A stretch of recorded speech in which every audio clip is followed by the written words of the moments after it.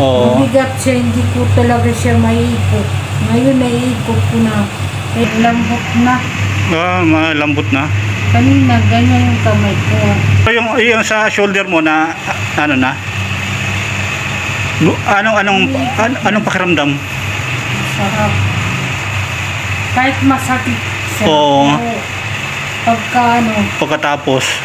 masarap pagkurap. So nung hindi ka pa na-therapy ni TB Bisaya 1, anong pakiramdam po dito po? Nung hindi ka pa na-therapy ni TB Bisaya 1, anong pakiramdam sa... Pakiramdam ko kanina, hindi pa ako natitherapy ni TB Bisaya 1. Ang bigat ng pakiramdam ko. ganun? Opo. Ngayon, nung na-therapy ako, guminhawa ang pakiramdam ko. Naikot-ikot mo na yung shoulder mo? Naikot-ikot mo na eh? Naikot. Kanina, hindi ko naikot.